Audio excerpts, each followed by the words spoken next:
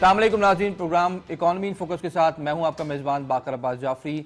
3 important developments we are monitoring right now. सबसे पहले तो पाकिस्तान को जो सऊदी अरब की तरफ से फाइनेंशियल सपोर्ट मिली है, what we call support is a loan actually, जो कि पाकिस्तान को पे बैक करना है, लेकिन उसमें इंटरेस्ट रेट बहुत कम है।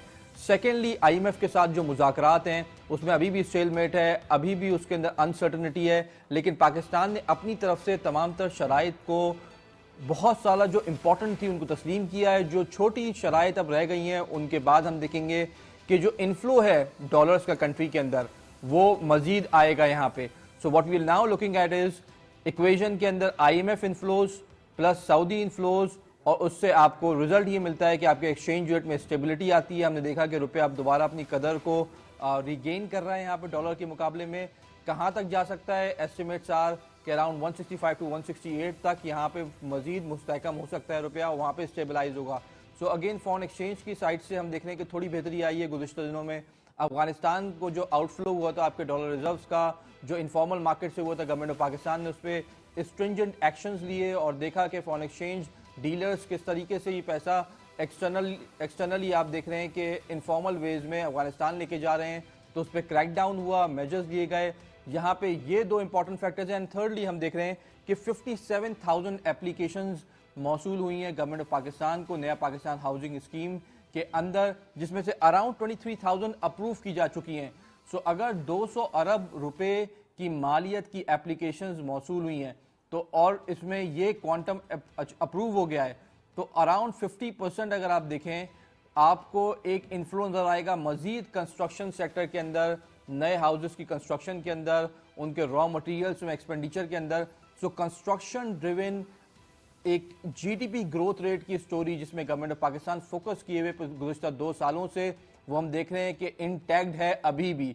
सो a lot of power prices hike जो आपको नजर आ रही हैं, इसके बावजूद GDP ग्रोथ स्टोरी अगर आप सेक्टर वाइज ग्रोथ आउटलुक या लार्ज सेक्टर मैन्युफैक्चरिंग का ग्रोथ आउटलुक देखें तो वो अपनी जगह बरकरार है। हम इस पर बहुत ही इंडेप्थ डिस्कशन करेंगे। हमारे साथ बहुत ही एक्सक्लूसिव पैनल ऑफ गेस्ट मौजूद हैं। मैं अपने राइट से तारुफ कराना चाहूँगा मिस्टर राशिद सिद्दीकी साहब, जो कि इंडस्ट्रियलिस्ट हैं, पैकेजिंग इंडस्ट्री से इनका ताल्लुक है, एक्सपोर्ट्स पे काफ़ी फोकस करते हैं, इंडस्ट्रियल सेक्टर पे गहरी नज़र रखते हैं। इनसे जानेंगे इनकी खरी खरी बातें। बहुत बहुत शुक्रिया प्रोग्राम में शामिल होने का। Then we have with us mister Abrar Bakhtiyar साहब, जो कि सीनियर जर्नलिस्ट है पाकिस्तान में, is one of the top journalist hair. आपको अक्सर उनके कॉलम नवीसी में इनकी एक बहुत ही इंपॉर्टेंट पोजीशन नजर आती है, चैनल्स पे कम नजर आते हैं। हमारे साथ आज प्रोग्राम में शामिल हुए हैं, इनसे इनकी आरा जानेंगे। बहुत बहुत शुक्रिया प्रोग्राम में शामिल होने का। Then we have with us mister Anwar Kashif Mumtaz साहब, जो कि सीनियर इकोनॉमिस्ट हैं। इनसे जानेंगे कि इकोनॉमिक मैक्रो इकोनॉमिक आउटलुक पे पाकिस्तान पे क्या सिचुएशन है, और ख़ास तौर पे जो टैक्सेशन के अमूर हैं उसमें पाकिस्तान की जो स्ट्रक्चरल रिफॉर्म्स है वो कहाँ तक पहुंची हैं। बहुत बहुत शुक्रिया प्रोग्राम में शामिल होने का। स्टार्टिंग विद यू राशिद साहब, how do you see, because since the last time that you came to our show a lot of things have changed. बीच में हमने देखा कि एक्सटर्नल अकाउंट की तरफ थोड़ा प्रेशर आया, डॉलर भी अपनी पोजीशन को मुस्तहकम किया, उसने रुपए ने अपनी वैल्यू या कदर को गिराया। अब यहाँ पे 2-3 इंपॉर्टेंट स्ट्रेटेजिक डिसीजन लिए गवर्नमेंट ऑफ पाकिस्तान ने, प्राइम मिनिस्टर खुद गए सऊदी अरब, और 1-2-3 इंपॉर्टेंट सपोर्ट पॉइंट्स हमने वापस लेकर आ गए। How do you see the economic outlook, quickly बताइएगा।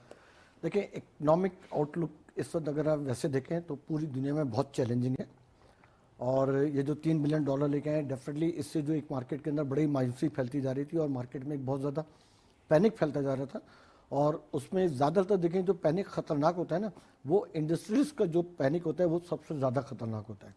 और जब इम्पोर्ट भी हो रही थी और एक्सपोर्ट भी हो रही थी, तो जो डॉलर की जो तरह से एक बिल्कुल अनलिमिटेड बेसिस के ऊपर डॉलर रहा था, तो मैं समझता हूँ कि उसके अंदर गवर्नमेंट ने इनके एसेंस को समझते हुए और बहुत बर वक्त एक फैसला करा कि सऊदी अरब गए और वहाँ पे जाके उन्होंने उनके साथ एक ऐसी डील करी कि जिसकी वजह से जो पैनिक था वो काफ़ी मेंटेन हो गया और आपका वो डिक्लाइन भी आना शुरू हो गया।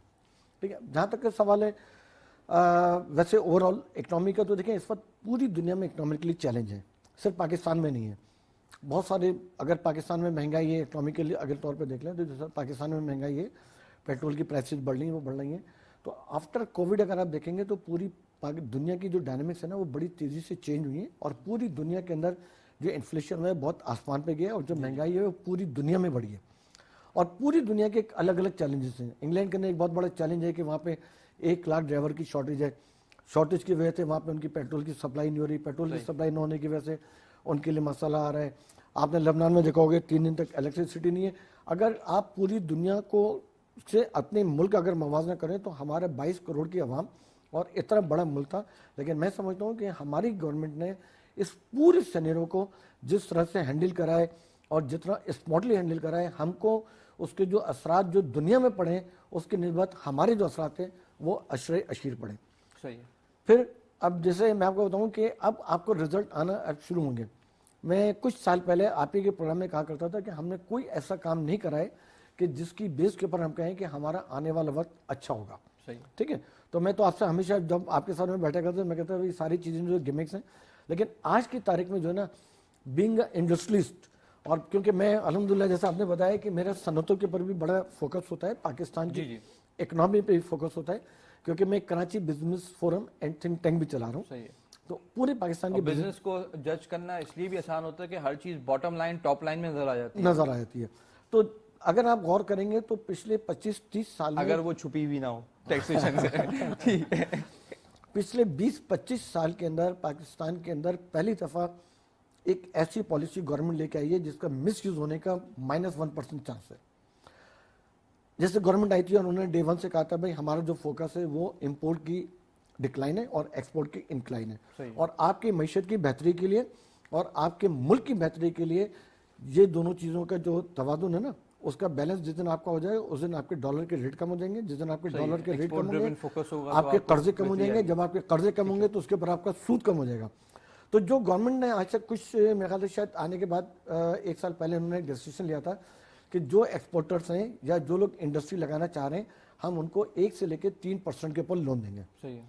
उस 1 से 3% लोन के ऊपर बिलियंस डॉलर की मशीनें इंपोर्ट हुई हैं, जो कुछ मशीनें यहाँ पे पहुंच चुकी हैं और कुछ मशीनें यहाँ पे पहुंचने वाली हैं।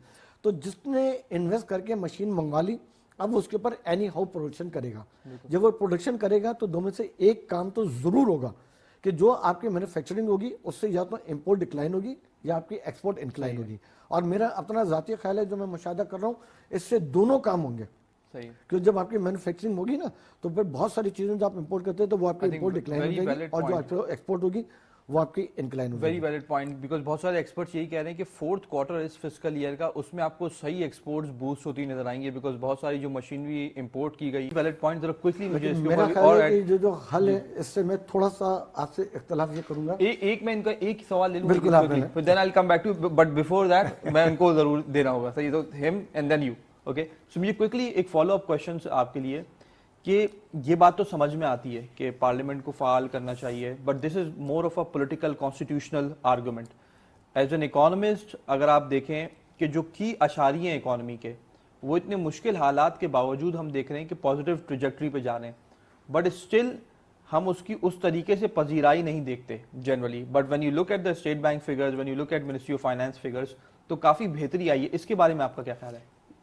बिलाशुबा बेहतरी आई है। हमने अभी सऊदी अरब से जो मामला हमने तय किए, $3 अरब मिल जाना उससे एक बड़ा कदम है, एक बड़ा पाकिस्तान के लिए एक बड़ा हमारे रिजर्व्स के लिए एक बहुत बड़ा फ़ायदा है वो। लेकिन देखिए इख्तलाफात जो है हमारे, क्योंकि हमने अपने ज़ात को अपनी अना को अपने सियासत की नज़र कर दिया, इसलिए हम इख्तलाफात की नज़र में हम किसी अच्छी चीज़ को भी बुरी बना देते हैं। अब सऊदी अरब से अगर हमने ये लोन लिया है मौजूदा हुकूमत ने, तो हुकूमत इस पर इसलिए तनकीद करेगी कि इन्होंने लिया है, हालांकि यही काम अगर ये खुद करते तब उनके लिए बेहतर होता। सही है। तो इधर है कि सियासी हमारे जो रवैया है हमारे ये दुरुस्त नहीं है, क्योंकि हमारे लिए पाकिस्तान सबसे पहले नहीं है। सही।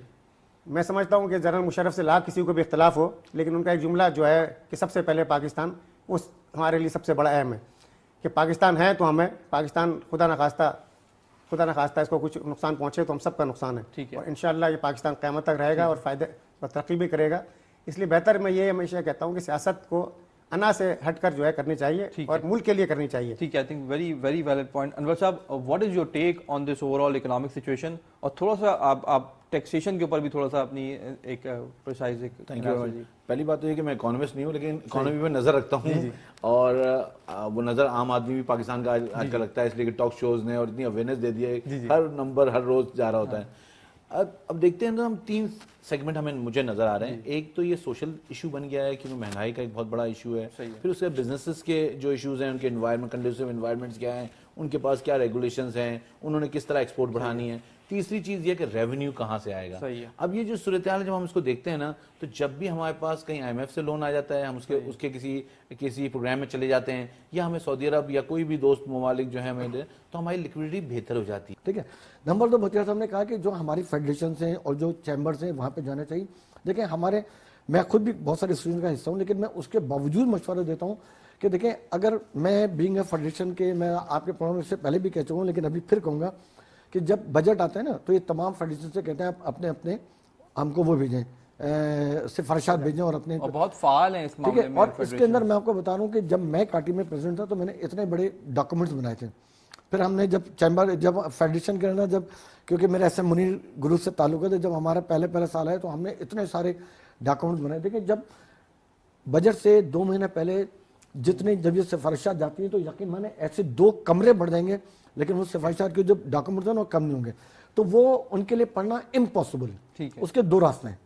ایک راستہ تو یہ ہے کہ وہ 1 مہینہ پہلے انٹر ایکٹیو سیشن شروع کر دیں, اور جس کے اندر عوام کو بھی بالکل وہ کر دیں کہ جی ٹھیک ہے 20 منٹ عوام کا بھی وہ بھی اپنی رائے دے سکتی ہیں.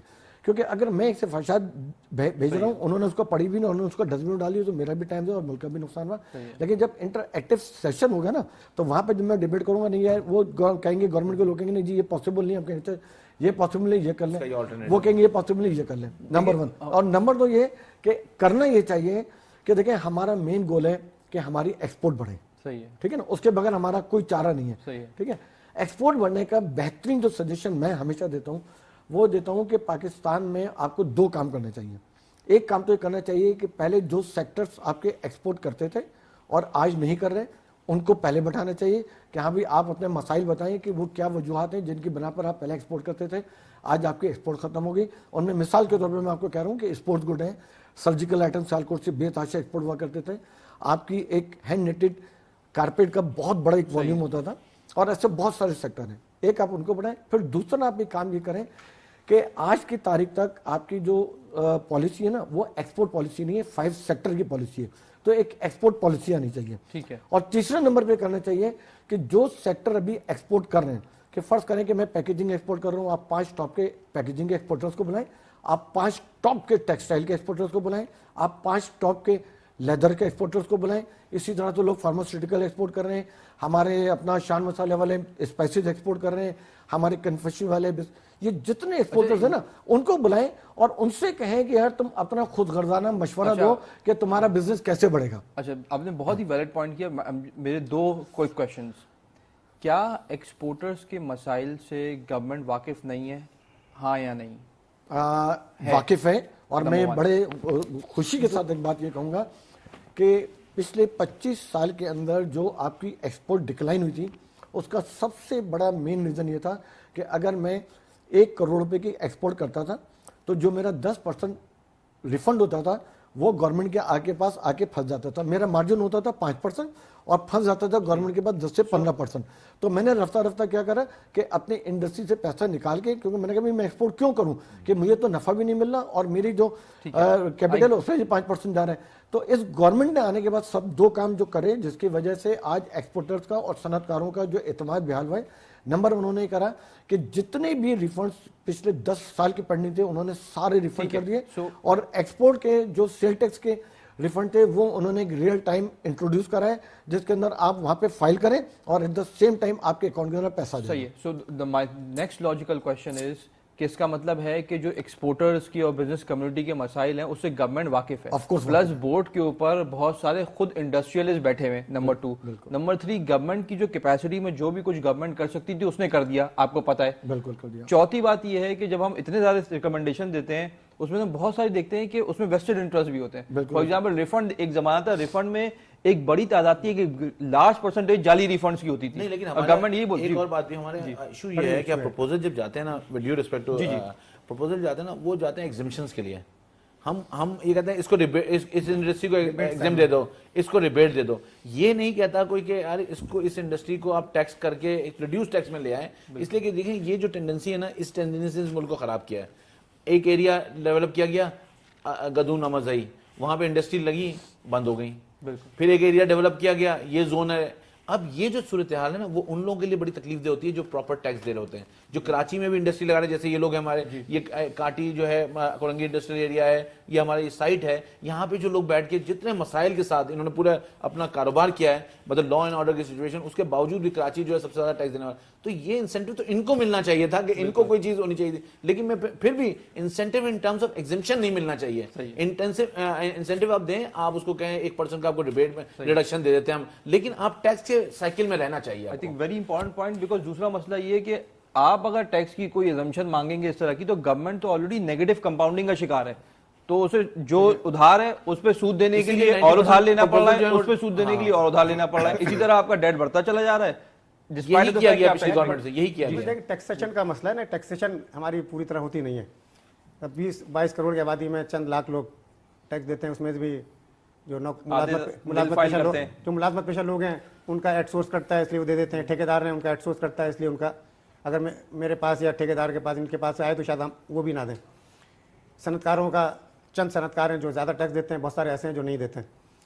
سیلز ٹیکس جو ہوتا ہے, ٹیکس ہمیشہ دنیا میں کوئی بھی ولنگلی نہیں دیتا, یہ بات بھی آپ سسٹم آپ کا ٹریک کرتے ہیں.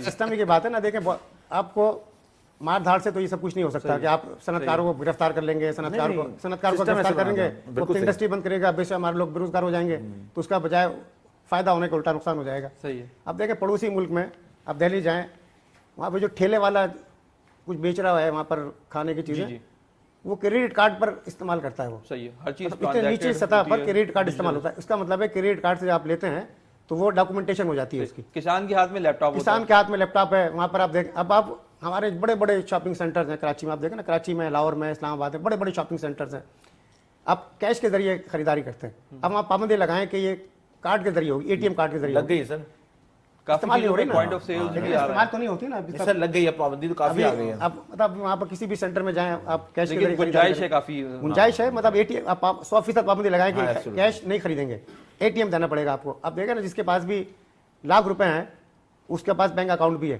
اب بینک اکاؤنٹ لازمن کریں. وہاں دیکھیں پڑوسی ملک لازمی بینک اکاؤنٹ کھولا اور انہوں نے سب چھوٹے چھوٹے لوگوں کے بینک اکاؤنٹ کھلوا دیے, ڈاکومنٹیشن ہو گئی. مارکیٹس ہیں, چھوٹی چھوٹی مارکیٹ ہیں, یہ پولیس کو بھتہ دیتے ہیں اور لوگوں کو بھتہ دیتے ہیں, ٹیکس نہیں دیتے. صحیح ہے. آپ ان کو تحفظ فراہم کریں کہ بھائی کوئی ان سے بھتہ وصول نہیں کرے گا, آپ معمولی ٹیکس لیں ان سے. ایک دکان سے فرض کریں, آپ ایک چھوٹی دکان سے جو نارتھ کراچی یا حیدری یا صدر کی دکان ہے, 1000 روپے آپ لیتے ہیں ان سے. ٹھیک ہے, 1000 روپے دینے میں کسی کو کوئی اعتراض نہیں ہوگا, لیکن اگر آپ جب جمع کریں گے اس کو کروڑوں روپے جمع ہوگا. لیکن یہ کہ کوئی میکینک ہو, کوئی لوگ جمع کرنے والے ہوں. خرابی یہ ہے کہ ہمارے یہاں جو بیوروکریسی ہے اس کی شکایت بہت زیادہ ہے, لیکن وہاں پر خرابی بہت زیادہ ہے. اس سے پھر راشد آپ نے کہا کہ جی پیسے پھنس جاتے ہیں, ہم ریفنڈ لینے کے لیے جاتے ہیں, وہ ریفنڈ الٹا گلے پڑ جاتا ہے, ایکسپورٹ مشکل ہو جاتی ہے. تو یہ مسئلہ ظاہر ہے کہ مسائل جعلی ریفنڈ بھی فائل ہوتے ہیں بہت, مسائل ہوتے ہیں, نہیں بتاتے ہر چیز کا اپنے وہ ہے. دیکھیں لیکن یہ کہ وہ بھی ان کی مرضی سے ہوتے ہیں. لیکن بات آرٹیفیشل انٹیلیجنس وے فارورڈ ہے. آپ جتنا ٹیکنالوجی کا استعمال کریں, جیسے کہا انہوں نے, بالکل اچھی صحیح بات. آپ دیکھیں نا, وہاں پر آپ جائیں گے جب بیوروکریسی میں, تو وہاں پر آپ کو لائسنس بھی لینا ہے مطلب کسی چیز کا, تو وہاں پر آپ کو مدت مہینوں لگا دیں گے آپ. جی بالکل, ون ونڈو آپریشن کریں. اچھا, لائسنس اب آسان ہو گیا ہے بائی دا وے, مطلب ون ونڈو آپریشن ہونا چاہیے ہر جگہ. صنعت کار جائے, اس کو کہیں کہ جی ہم مجھے یہ کام ہے, یہ ضرورت ہے, اس کو آپ سہولت فراہم کریں. صنعت کار اگر نہیں ہوگا تو آپ کو نوکریاں کون دے گا, ملازمتیں کون سے آئیں گی, پیداوار کہاں سے پیدا ہوگی. دوسرا آپشن ہمارے پاس ہے زراعت. ہم دیکھیں زراعت, ہم کہتے ہیں پاکستان زرعی ملک ہے, اس زرعی ملک میں گندم آپ منگواتے ہیں, دالیں آپ منگواتے ہیں. یہ کون سا زرعی ملک ہے, یہ سب سے بڑی خامی ہے. آپ نے کراچی جیسے شہر میں آپ نے دیکھا ہوگا, ملیر پہلے بڑا زرعی علاقہ ہوتا تھا, وہاں سے زراعت ختم ہو چکی ہے. اگر بلڈنگیں بن گئی ہیں. جی ڈی پی کا حصہ دیکھیں تو اراؤنڈ 18 سے 19% صرف رہ گیا جی ڈی پی کا ایگریکلچر, اور صرف ورک فورس میں around 42% of the G D P agriculture کا ہے. تو اس لحاظ سے اگر آپ دیکھیں تو آپ کوئی مائگریشن کر رہے ہیں, بٹ پرابلم یہ آپ نے صحیح آئیڈینٹیفائی کی کہ جو آپ کی نیشنل سیکیورٹی کی جو کچھ اجناس ہیں جو کہ آپ کے نیشنلی بنیادی ضرورت ہے سیکیورٹی کو انشور کرتی ہیں, وہ تو ہوں, وہ تو امپورٹ کرتے ہیں. یہ مطلب افسوس کی بات ہے, انفلیشن سے ریلیٹ کرتی ہیں, انفلیشن سے ریلیٹ کرتی ہے. ظاہر ہے کہ جب وہاں سے امپورٹ کرتے ہیں تو مہنگا آپ کو ملتا ہے, وہ آپ کو جو پیدا کرتے ہیں تو وہ سستا ہوتا ہے. آپ اپنے جو سہولت آپ اس کو دے رہے ہیں امپورٹر کو, آپ نے کسان کو دیں. جو شکر آپ وہاں سے 120 روپے کی منگوا رہے ہیں, وہ شکر آپ اس سے ہم سے جو مقامی صنعت کار ہے اس سے سستی خریدتے ہیں. دوسری چیز یہ ہے کہ دیکھیں بہت ساری چیزیں مطلب ہمارے ملک میں तेल इंपोर्ट करते हैं, खाने का तेल, पाम ऑयल, $4 बिलियन का इंपोर्ट कर रहे हैं। सूरजमुखी का तेल हम वहाँ से इंपोर्ट करते हैं, मलेशिया से। आपके मुल्क में बेशुमार दरख्त हैं जैतून के, सही है। दादू से ऊपर जो पिकनिक पॉइंट है वहाँ पर सनफ्लावर सभी बहुत पुराने दरख्त हैं, उसमें सिर्फ आपको माली के जरिए ठीक है, उसमें लगवाना है, उसमें कि उसको कि उसमें यहाँ पे 100 बहुत सवा सौ ज़्यादा रुपए खर्च एफिशिएंसी होते है। हैं। एक चीज़ हम नाज़रीन को बहुत क्लियरली बता रहे हैं कि क्यों हम रेवेन्यू मोबिलाइजेशन पे फोकस कर रहे हैं, कि जो सऊदी अरब के $3 बिलियन आपको सपोर्ट मिली है, प्लस IMF के साथ आप हमेशा फंसे रहते हैं, उसकी वजह यह है कि आपने लिया हुआ है उधार और आपको चाहिए पैसे, आपको एक्सटर्नल अकाउंट अपना मुस्तहकम करना है। उधार आपको चाहिए इसलिए क्योंकि पुराना उधार आपको वापस करना है, पुराने उधार पे सूद आपको वापस करना है। आप अपनी जो लोकल रेवेन्यू मोबिलाइजेशन है, जब तक उसको इंक्रीज नहीं करेंगे तो आप ये नेगेटिव कंपाउंडिंग से नहीं निकल पाएंगे। सो अगर लार्जर स्केल पे देखें तो वजीर आजम का दौरा है सऊदी अरब, जिसमें उन्होंने एक बहुत इंपॉर्टेंट माइलस्टोन अचीव किया है, but that is short term. Medium to long term में अगर आप अपने डेट पोजीशन देखें एक्सटर्नल अकाउंट पे जाके, तो अराउंड 40% का इंक्रीज आ चुका है टोटल डेट के अंदर। टोटल डेट कैसे कम होगा, जिस तरह प्राइम मिनिस्टर ने भी बताया, मिनिस्ट्री ऑफ फाइनेंस भी कोशिश कर रही है, FBR भी टैक्सेशन रिफॉर्म्स आ रही है कि रेवेन्यू मोबिलाइजेशन को फाल बनाया जाए। सो रेवेन्यू मोबिलाइजेशन जब तक आपकी नहीं स्ट्रांग होगी, मीडियम टू लॉन्ग टर्म में आप अपनी डेट रिपेमेंट्स नहीं कर पाएंगे प्रॉपर तौर पे, और आप लोकली आवाम को बेनिफिट नहीं दे पाएंगे। बिकॉज अगर आप कम रेवेन्यू कमाएंगे तो उसका एक बड़ा हिस्सा एक तो डिफेंस एक्सपेंडिचर में चला जाएगा, सेकंड डेट सर्विसिंग में चला जाएगा, बाकी आपकी तालीम के ऊपर, आपकी सेहत के ऊपर खर्च करने के लिए बचेगा ही कम। इट्स सिंपल मैथमेटिक्स जो आपको देखनी होगी। What's your take on that sir? देखिए, मेरा टेक उसके ऊपर यह है कि जब $3 बिलियन लेने के लिए गए थे ना उधार सऊदी अरब से, तो आपने कहा कि हमारा भी शॉर्ट टर्म वो है। इसके अंदर अगर हम सऊदी अरब से थोड़ा सा और उनको वो करके और हम उनसे कहते हैं कि ये $3 बिलियन तुम हमको लोन ना दो और $3 बिलियन का तुम हमें बिजनेस दो, तो देखिए $3 बिलियन के अंदर अगर आपने उनको 0.1% भी लोन दिया तो आपकी बाल्टी के अंदर सुरा के वो उसके अंदर से पैसा ड्रेन कर रहे हैं। और वही $3 बिलियन का अगर आप बिजनेस लेते और अगर आप 1% भी कमाते तो आपको $3 बिलियन पूरे नहीं देने पड़ते, बल्कि उसमें से 1% कम देना पड़ता। और सऊदी अरब अगर चाहे तो हमको $3 बिलियन के बजाय $30 बिलियन का बिजनेस दे सकता है। और बिजनेस कैसा है, जो 100% वो बिजनेस होगा जो पाकिस्तान उन चीज़ों की मैन्युफैक्चरिंग कर रहे हैं। लेकिन जब भी कोई बंदा हज करने, उम्रा करने के लिए जाता है तो आप देखिएगा कि उसको लेने के लिए, चाहे वो हज करके आ रहा हो, अगर उम्रा करके आ रहा है तो उसको कम से कम 30 बंदे एयरपोर्ट पे रिसीव करने के लिए जाते हैं, और अगर हज करके जा रहा होता है तो कम से कम 100 से 150 लोग रिसीव करने ले जा रहे होते हैं। तो अब जब एक बंदा उम्रा करके आ रहा है तो वो 30 बंदों के लिए कोई ना कोई गिफ्ट लेके आता है। आप वहाँ पे चले जाएं तो जो चाइना के पजामे बिक रहे हैं, आप वहाँ चले जाएँ चाइना की तस्वीर बिक रही है, आप वहाँ पे चले जाएँ चाइना की टोपी बिक रही है, इवन ये कि जो अरबियों का चोगा है, जो अरबियों का तोप है, ये सारी चीज़ें चाइना की बिक रही हैं। फिर वहाँ पे छोटी छोटी सी जो बच्चों के खिलौने हो गए, वो तमाम वो चीज़ें जो पाकिस्तान के अंदर बन रही हैं। तो मैं ये मशवरा दूंगा आपके तवज्जुह से कि गवर्नमेंट अब जब जाती है, हमारे जिन ममालिक में जाती है लोन लेने के लिए, आप उनसे लोन ना मांगे, क्योंकि लोन मसाइल का हल नहीं है। आप उनसे बिजनेस अपॉर्चुनिटी, कि जब आप बिजनेस मांगेंगे और बिजनेस की सूरत में जब आपका डॉलर आएगा तो वो डॉलर आपका $3 बिलियन नहीं आएगा, वो आपके पास $12 बिलियन आएगा।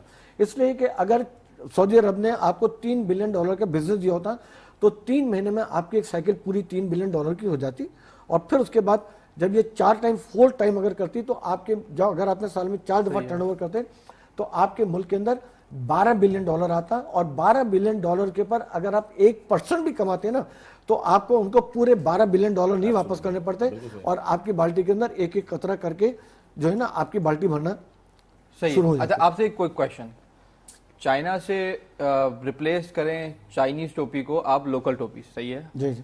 पाकिस्तान में भी तो इंपोर्ट सब्स्टिट्यूशन नहीं हुई, चाइना से बहुत सारी चीजें आती हैं, आप इंपोर्ट करते हैं। पहला तो सवाल ये कि आप लोकल प्रोडक्ट्स में कंपैरेटिव एडवांटेज किस तरह बिल्ड करें।